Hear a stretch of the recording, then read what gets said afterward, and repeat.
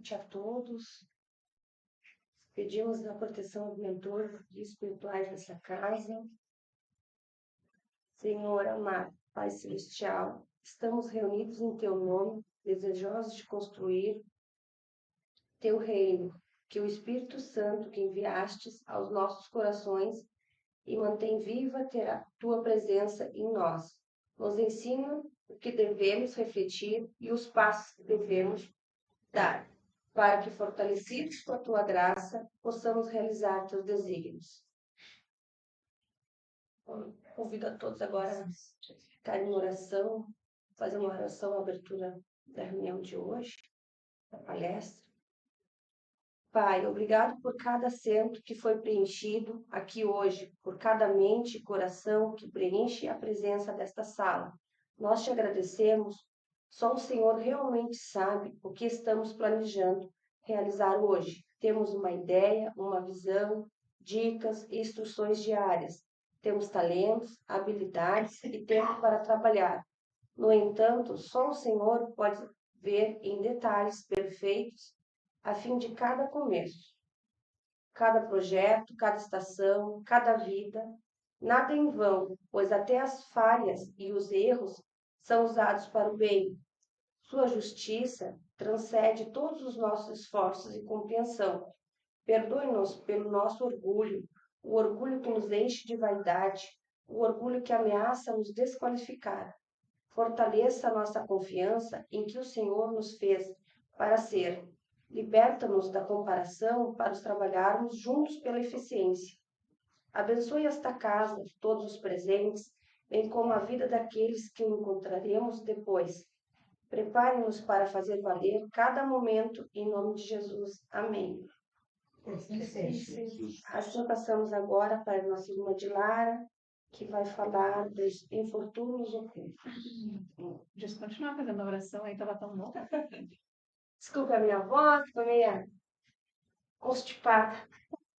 Então, hoje o tema é do Evangelho, capítulo 13 ainda. Começamos semana passada falando que a vossa mão esquerda não saiba o que dá a vossa mão direita. Né? Então, o primeiro tema que foi de fazer o bem sem ostentação. Hoje entramos nos os infortúnios ocultos. Né? Do que se trata esse tema? Ele vem... Isso aqui para olhar para vocês longe, de perto não enxergo nada. Ele vem falar, quando se fala em caridade sempre, né? Porque todo o evangelho fala em caridade. Que a vossa mão esquerda não saiba o que dá a vossa mão direita. Quando a gente vai fazer o bem, né? A gente está sempre pronto para ajudar quando pedem ajuda, quando acontecem coisas, calamidades, como diz aqui, né? Nas grandes calamidades, a caridade se manifesta e se vê generosos impulsos para reparar o desastre. Então, quando acontecem grandes coisas, está todo mundo pronto para ajudar. Não é assim? Né? Se pedem ajuda, se alguém necessita de alguma coisa, a gente está sempre à disposição à medida possível de cada um, né? Mas tem muitas coisas que acontecem ocultas, que acontecem dentro da casa de cada um, que ninguém fica sabendo. Né? E essas a gente esquece de observar, de olhar as pessoas, saber o que elas precisam, o que elas estão passando naquele momento, de perguntar, né? Às vezes a gente sabe que alguém está doente, às vezes a gente sabe que alguém está com problemas financeiros, mas isso aí é individual de cada um e a gente não chega ainda, né, a se preocupar com o nosso irmão, no caso, né, com seus problemas diários, com as suas coisas. Cada um se vira do seu jeito. E esses infortúnios ocultos vêm falar sobre isso. Então, aqui, seguindo a leitura, diz assim: mas, ao lado desses desastres gerais, há milhares de desastres particulares que passam despercebidos, de pessoas que jazem sobre um catre sem se lamentarem. São a esses infortúnios discretos e ocultos que a verdadeira generosidade sabe ir descobrir. sem esperar que eles venham pedir assistência. Então, as pessoas, como diz aqui o texto, que realmente são generosas, né, elas conseguem enxergar os outros e as suas necessidades e vão em busca disso, né? Vão mais além do que oferecer ajuda, elas vão, né, se doar ao auxílio. E depois o texto começa a falar de uma história da mulher que se vestia de maneira simples, enchia o carro de mantimentos, roupas, comidas e ia a bairros pobres e ajudava aquelas famílias que estavam necessitadas, dando exemplo e fazendo o bem de uma forma sem ostentação, como disse o capítulo anterior. Então a gente sabe que não é só aquelas dificuldades que a gente vê que estão, né, aos nossos olhos que necessitam de auxílio. Todos nós passamos por dificuldades, por crises, por momentos de sofrimento, de dor. Todos. Se vocês pararem para analisar agora, se eu perguntar para cada um de vocês, vamos contar alguma coisa que necessitam nesse momento. E essas, pode ser assim, variados, né? Diversos tipos, né? De intensidades diferentes, de formas diferentes, né? Cada um está aqui passando por uma dificuldade, porque essa é a finalidade da reencarnação, não é? Não é a gente resgatar as nossas dívidas anteriores, as consequências da nossa reencarnação, porque se a gente não tivesse consequências de serem resgatadas, não estaríamos aqui. Né? Estaríamos reencarnados no planeta de prova e expiação, que graças a Deus está passando para a regeneração. Espero que a gente acompanhe. Mas se a gente está aqui nesse momento, é exatamente para fazer esse aprendizado. E esse aprendizado ele vem através de provas, de crises. Né? E aí pode ser de que forma? Então pode ser crises assim do âmbito de sentimentos, né, emocionais, afetivos, crises de recursos financeiros, né, materiais, pode ser do corpo físico, estejam passando por alguma doença, pode ser pela perda de alguém, sofrimento da dor da perda de uma pessoa, um ente querido. Então, isso tudo são sofrimentos que a gente está passando aqui. Então, cada um de vocês tem, cada um de nós, né, temos provas a resgatar, expiações a passar. E se esse texto aqui está falando em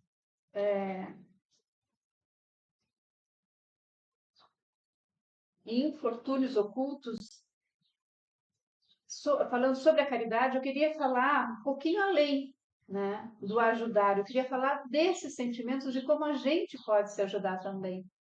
Né? Por que a gente passa por esses momentos? E aí é onde entra a doutrina espírita. Todos nós viemos aqui para resgatar, para, né, encontrar esses momentos de aprendizado. O que o Espiritismo, né? Qual é a grande bênção do Espiritismo? É o entendimento da finalidade dessas dores, dessas crises, e que nos traz a consolação. Né? Nós conseguimos ter forças para passar por eles. Então, em primeiro lugar, nos faz entender a finalidade de cada dessas crises, das chamadas provas, né? Que nós passamos por várias durante a reencarnação, não é só por uma. Talvez algumas mais intensas, talvez mais fortes, e outras diárias, às vezes, né? Mas com menos intensidade que a gente nem percebe.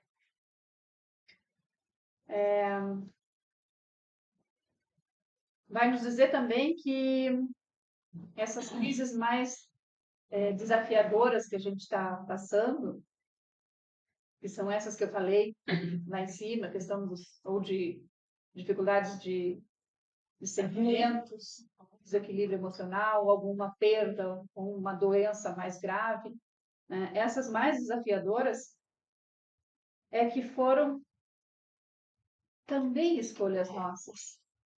né? Isso que traz o Espiritismo. Por que que ele nos consola? Porque nos mostra que a gente está aqui em algum momento de aprendizado e que a gente determinou quais eram os aprendizados que nós queríamos passar, junto com os nossos benfeitores, né, com os nossos amigos espirituais que nos ajudaram a fazer essas escolhas de acordo com o que a gente necessitava, ou de acordo com o que a gente necessita nesse momento. E também vai dizer que essas escolhas foram feitas antes mesmo de a gente chegar aqui, lá na parte espiritual. Né?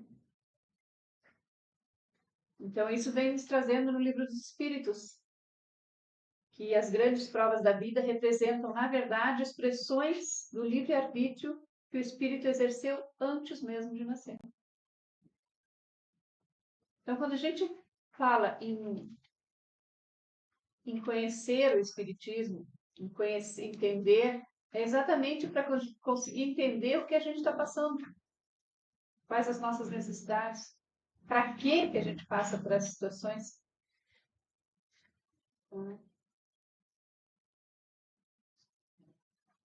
Então, aprendemos as finalidades dessas provas, dessas dores, desses sofrimentos das nossas encarnações. E não é porque Deus se apraz, né?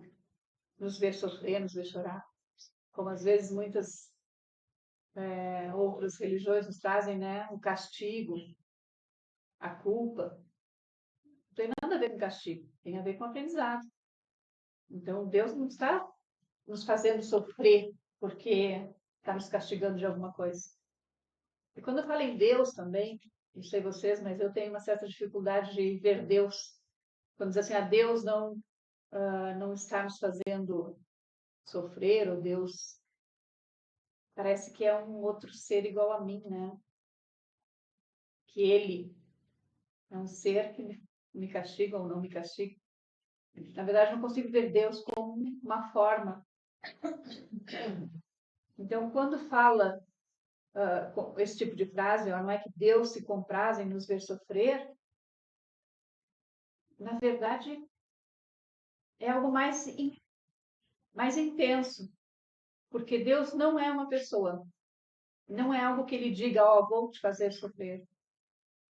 Ele está além disso, como uma energia, né? Uma fonte criadora, é quem nos deu vida a todos os seres, a todas as coisas.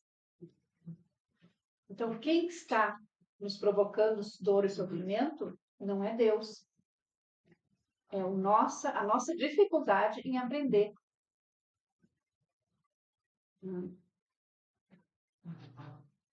Até porque essa energia, essa fonte de energia que nos criou, que a gente chama de Deus, ele está muito além disso. Né? Ele nem, na verdade, os seus benfeitores, os seus agentes nesse momento que estão nos amparando para passar por essas provas, eles nem estão preocupados com o sofrimento que está nos causando, e sim com o que nós estamos gerando com isso, o que nós estamos aprendendo com isso, qual o resultado final dessa dor, porque eles sabem que diante da eternidade, da imortalidade do espírito, o que a gente passa de dificuldade na vida é mínimo. A gente é que abre um buraco sem fim, né? Para aquela dor, para aquele sofrimento.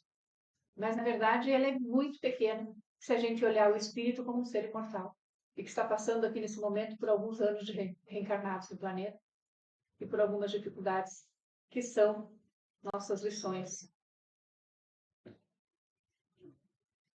Então, os benfeitores, esses que te auxiliam, eles estão preocupados, sim, com os resultados desses momentos de crise que a gente passa. Desses infortúnios, como fala o Evangelho.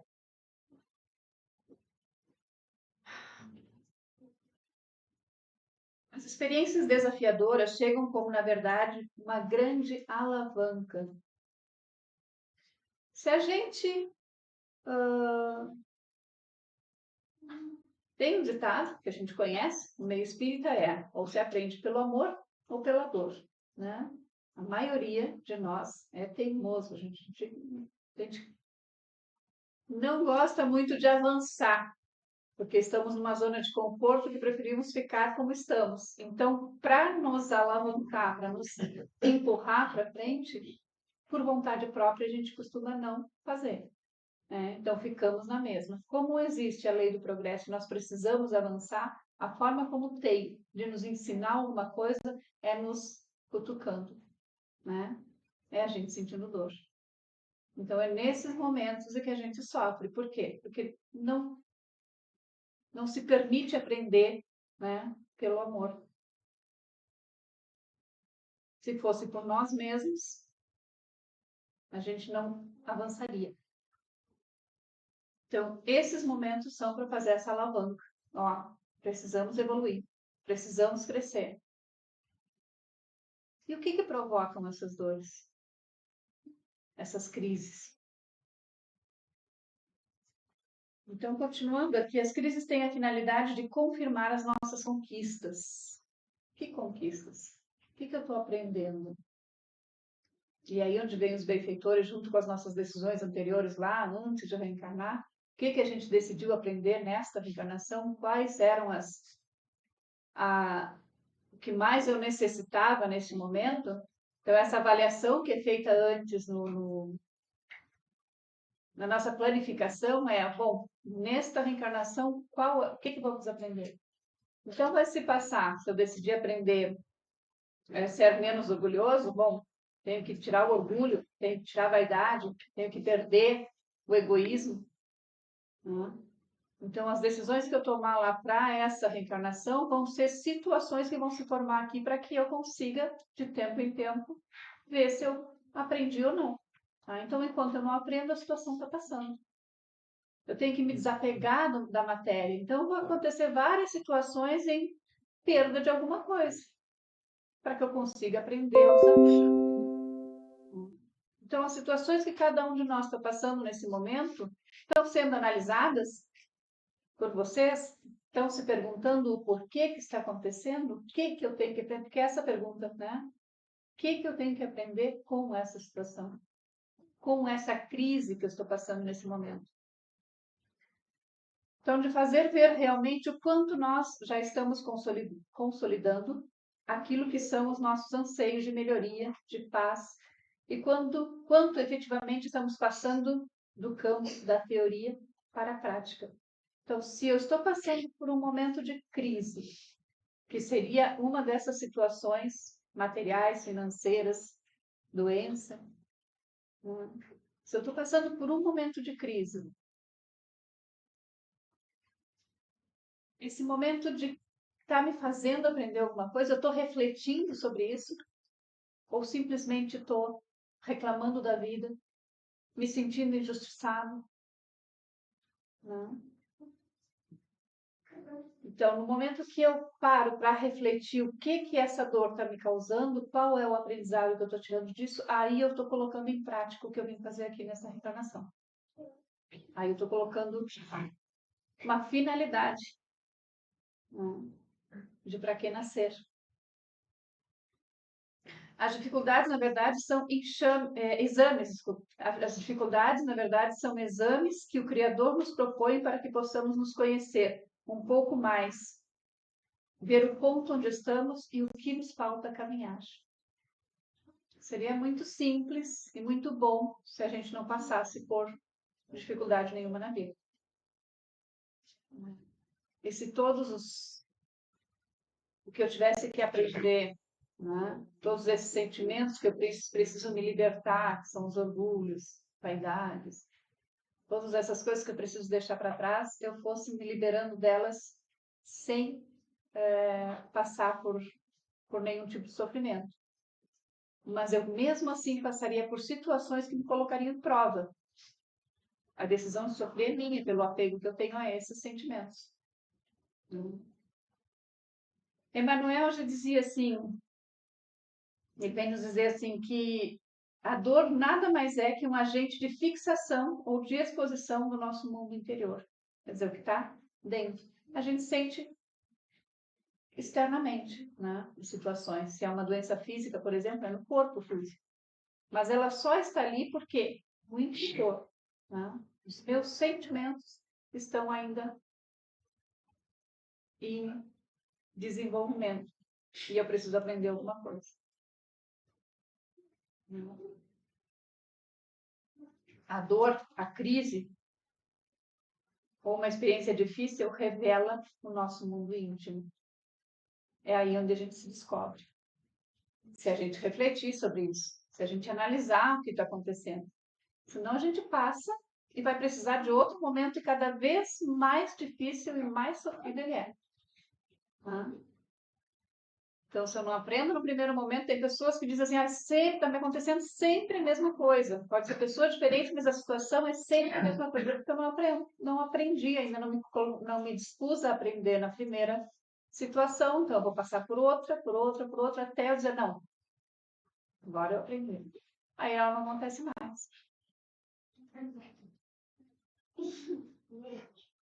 Então, nos vemos como somos realmente em cada situação. E nesse momento vamos rompendo com as cascas do orgulho, da ilusão, vamos olhando-nos como exatamente somos e que devemos mudar. Que a gente ainda acha que é bom, né? Nós somos pessoas boas. Só que a gente tem tantos sentimentos ainda para curar, para nos libertarmos. Nós não somos pessoas ruins, realmente. Nós temos muitas coisas para aprender. Paulo fazia uma comparação dizendo que a dor, o sofrimento, era como se fosse um raio-x das nossas emoções. Então, o que está me causando, situações que estão me causando, que estão me incomodando, que estão me tirando o equilíbrio emocional ou físico, na verdade é um raio-x da alma. O que causa dor física? Qual é o significado da dor física se eu sinto alguma coisa fisicamente? O que eu vou fazer? Alguma coisa não está bem. Alguma coisa não está bem. A dor não é a doença. Né? A dor não é a doença. A dor é, vamos dizer assim, o sinal de que alguma coisa está errada. Então, acontece a mesma coisa no emocional. Se eu estou sofrendo por algum tipo de situação, né? Significa que alguma coisa não está bem. Então, a gente tem que refletir, analisar o que está causando aquela dor. Porque se a gente sente uma dor física, vai ao médico para ver o que é. A emoção é a mesma coisa. Nós não podemos deixar para lá. Ou seguir sofrendo, né? Sem fazer as mudanças necessárias. Então, são elas que nos fazem ver quais os reparos que temos que fazer em nós mesmos e, em primeiro lugar, nós mesmos em primeiro lugar e depois ao nosso entorno. Porque às vezes a gente precisa mudar não só os nossos sentimentos, os nossos comportamentos em relação àquela situação, mas também às vezes precisamos mudar algumas situações que não temos. Porque somos tal zona de conforto, somos apegados àquelas algumas coisas na nossa vida que a gente não gosta de largar, não quer largar. E são elas que nos fazem vencer as crises ou provas e nos convida a passar por para um outro patamar, no caso, né? E é a própria evolução. A gente só consegue evoluir quando aprende. E se eu não aprendo por livre e espontânea vontade, aí entra os empurrãozinhos que nos dão. De vez em quando a gente tropeça, cai, se machuca, mas levanta, sai caminhando e assim é. Então, Deus não nos envia problemas que não estaríamos necessitando. Aí entra a justiça divina. Não existe injustiça. Não existe momento errado. Não existe lugar errado. Estamos todos no momento, no lugar certo, onde temos que estar. E só passamos por situações em que temos que passar. As crises que realmente nos marcam são as que nos fazem refletir. As provas, quando aparecem em nossas vidas,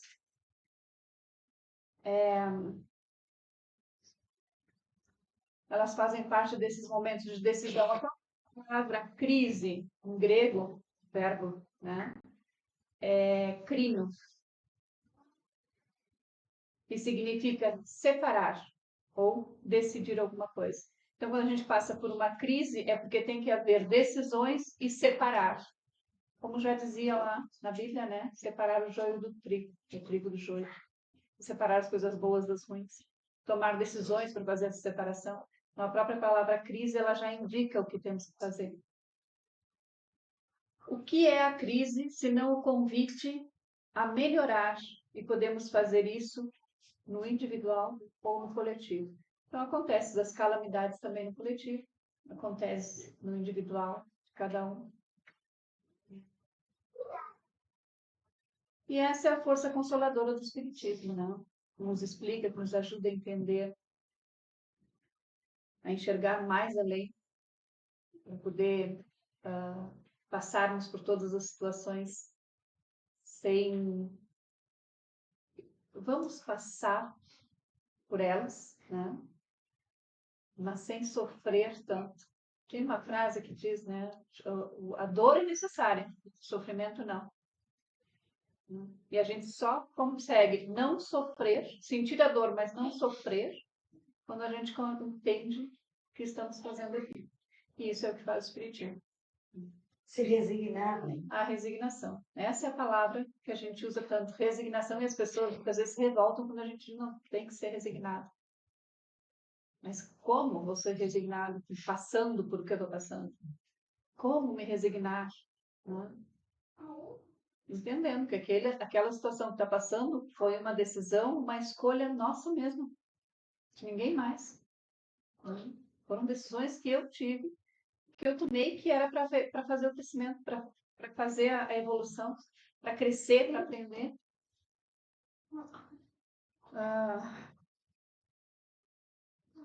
Então, para que a gente possa enxergar mais além e entender que muitas vezes nos parece um mal, na verdade é um portal para essa mudança, né, da evolução espiritual. E um dos pilares do Espiritismo é libertarmos, olha só, libertarmos com um olhar mais abrangente do imediatismo, que nos faz comportarmos como crianças diante da realidade da vida. Quando a gente... nossa maior dificuldade é essa, né? Querer tudo para agora. Se eu estou doente, eu quero me curar agora. Se eu estou com problema material, eu quero resolver agora. Então, esse imediatismo é que nem criança mimada, eu quero agora. Né? Na verdade, nós somos... Se a situação que estamos passando, ela é de um problema que já venho trazendo de várias reencarnações, e eu criei ela em várias reencarnações, como é que eu vou conseguir resolver ela de uma hora para outra? Ela também vai ter o seu tempo de recuperação. Assim como o corpo físico, ele leva o seu tempo de cura. Né? A doença não é criada de um dia para o outro, e a cura também não. A recuperação também não. Então, tudo tem seu tempo, tudo tem seu momento, e eu preciso aprender para ele poder começar a se desenvolver, né? Desenvolver a recuperação. O primeiro passo realmente é o aprendizado.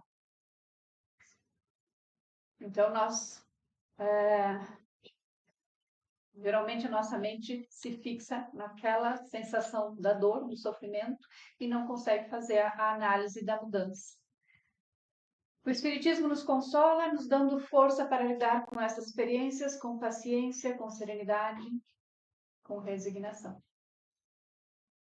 Entendemos que recebemos o auxílio divino, que rogamos, e que não vem como esperamos, mas sim como necessitamos. Às vezes a gente pede paciência, me dê paciência para passar por situação. Na verdade, não vai dar paciência. Vai dar situações em que me provocam, ou melhor, situações em que eu preciso ter paciência. No momento que aquela situação não me provocar mais a ansiedade, eu conseguir passar ela com paciência, bom, aí sim. Aí eu consegui aprender, não vai precisar mais. Mas nunca vai me dar paciência, vai me dar situações em que me provocam, ou melhor, Me façam ter paciência. E aí as pessoas pedem, deem paciência. Aí mais problemas aparecem, porque vai aparecer mais situações para causar paciência. Então é assim que ele se manifesta, né? É assim que a força divina se manifesta. E Paulo também, falando nas cartas, né, que ele escreveu, falando da correção divina, diz que no primeiro momento não é feito de gozo. Depois, para aqueles que se deixam exercitar por ela, produz frutos de justiça e de paz. Então, já Paulo dizia, né? Primeiro momento da crise, ela não é feita de gozo, de prazer. Ela vai causar dor. Mas se a gente se deixa exercitar por esse sofrimento, por esses momentos difíceis, e exercitar seria realmente nos refletir e aprender com ele, então aí depois vem os frutos da justiça e da paz. Aquilo que nos incomoda é o que mais nos faz crescer. Alguém está incomodado com alguma coisa aí? Com certeza. Ninguém está incomodado com nada. Certeza, mamãe. E aí a gente tem que aprender a rezar também, a orar, né? Como eu estava falando, a gente pede paciência. Na verdade, a gente tem que pedir que nos ajude a entender o que significa, né, esse momento que a gente está passando. Que a gente consiga aprender com esse momento, com essa situação. Né? Dar forças. Coragem. Dar forças para viver essa situação, para passar por ela, coragem. E não pedir que acabe com. Porque, na verdade, não vai acabar enquanto eu não resolver. Enquanto eu não aprender. Então, a paciência não é esperar, né? Já Emmanuel dizia que a paciência é a obstinação pacífica naquilo que temos que realizar. Quer dizer, a gente tem que agir em cima da situação usando paciência. Paulo tinha uma história que ele contava, que ele dizia que ele tinha um espinho. E ele pediu para Jesus tirar esse espinho, e Jesus disse que não. Não ia tirar o espinho. Porque veio uma frase: o meu poder se aperfeiçoa na fraqueza. Quando a gente se sente mais dolorido, quando a gente se sente mais sofrido, qual é a nossa reação? Se entregar a Deus. É aí onde a gente eleva o pensamento pedindo ajuda. Quando a gente já não aguenta mais. Porque enquanto a gente tem pingo de força ainda para enfrentar sozinho, a gente vai querer, né, dirigir a nossa vida. Quando a gente achar que não dá mais, aí a gente entrega as rédeas na mão de Deus, né, Márcio? Larga as rédeas e deixa ele nos guiar. E por isso que ele diz, né, o meu poder se aperfeiçoa na fraqueza. Quando conseguimos vencer as batalhas impostas por nós mesmos, concluímos que temos que ser, na verdade, gratos por tudo que a gente faz.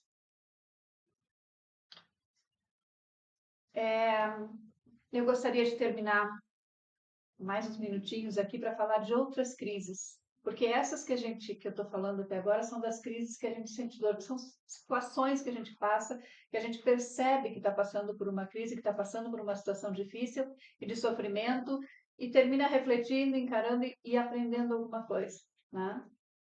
Agora tem outras que Emmanuel fala que são as crises sem dor. As crises sem dor são aquelas que a alma se dá conta que está em crise e que geralmente percebe. Geralmente a gente vai perceber quando volta para a pátria espiritual. E é aquele momento que a gente diz assim, pá, por que não me dei conta? Ou se não, vai lá para o umbral, né? Ninguém quer ir para o umbral,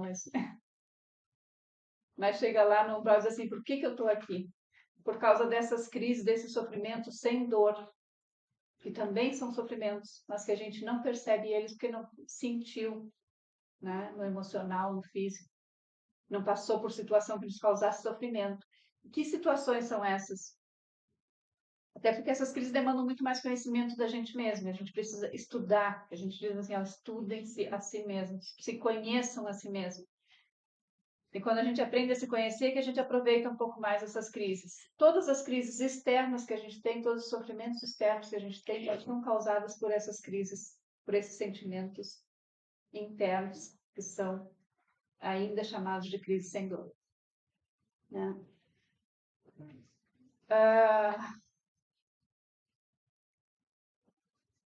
Então, as crises chocantes vêm como alertas às crises ocultas. E tem uma historinha que diz assim, ó, a gazela desperta com o canto dos passarinhos. As pedras despertam com a pólvora da granada. Aí vai depender o quanto a gente está dormindo e quanto o nosso sono é pesado ou leve.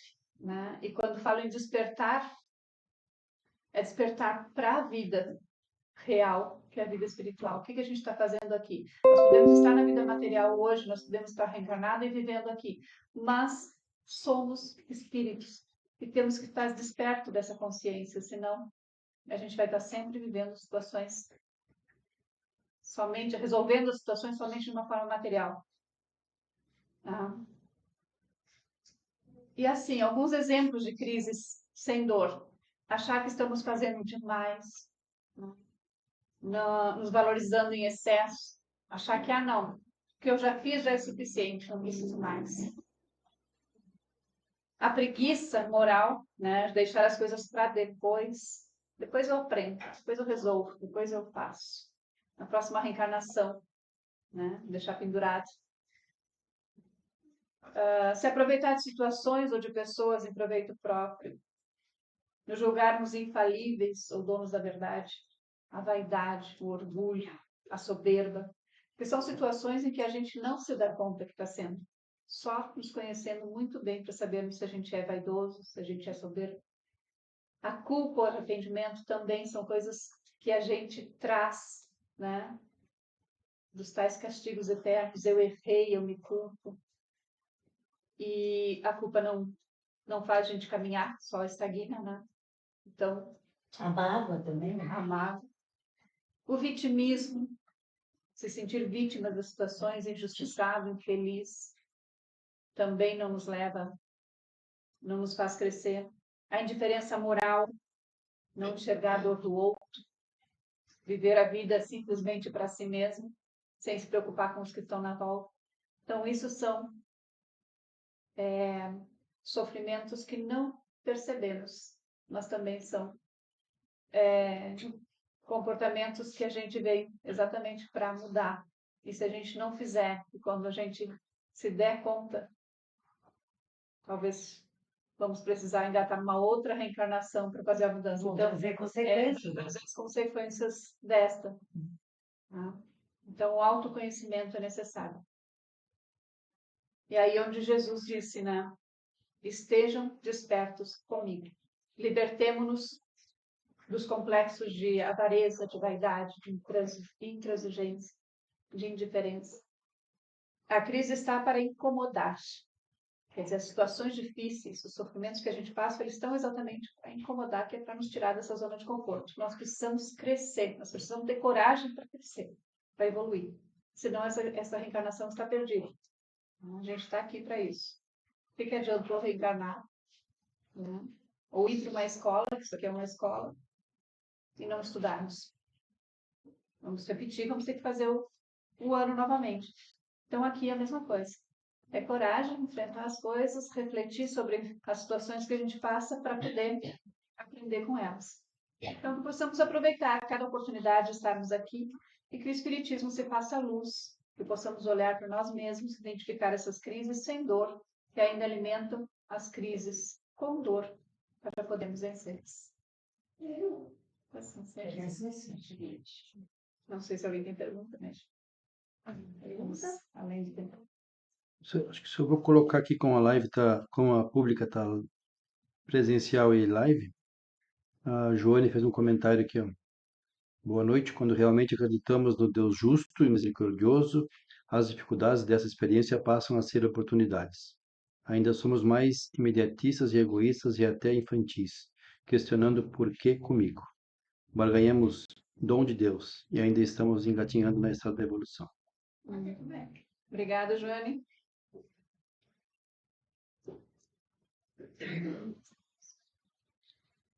Pedimos a todos os presentes que nesse momento se concentrem em algum familiar, amigo, conhecido que esteja doente, precisando de amparo para esta oração. Meu Deus, vossos desígnios são impenetráveis e em vossa sabedoria acreditastes dever afligir pela doença, lançai, eu vos suplico, um olhar de compaixão sobre os teus sofrimentos e dignai-vos por eles no fim.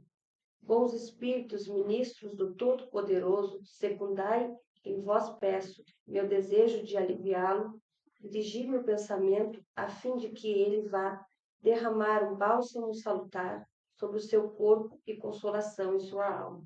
Esperai-me paciência e a submissão à vontade de Deus. Dai-lhe a força de suportar as suas dores com resignação cristã, a fim de que não perca o fruto das suas provas. Encerrando assim a nossa primeira parte, pedimos a todos em silêncio, concentração, para que possamos passar para os passos magnéticos agora. Amém. Que assim seja. Assim seja.